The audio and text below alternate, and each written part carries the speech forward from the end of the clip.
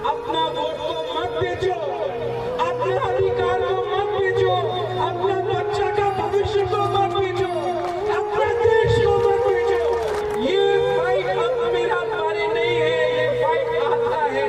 आपने इतना प्यार किया है, इस बार सिर्फ 1 महीना बाकी है।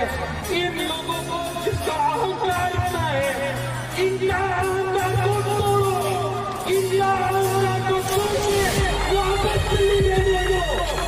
ये हमारा राज्य है, ये हमारा अधिकार है। And there will be no compromise on behalf of Tripura land. हमको अपना constitutional solution चाहिए।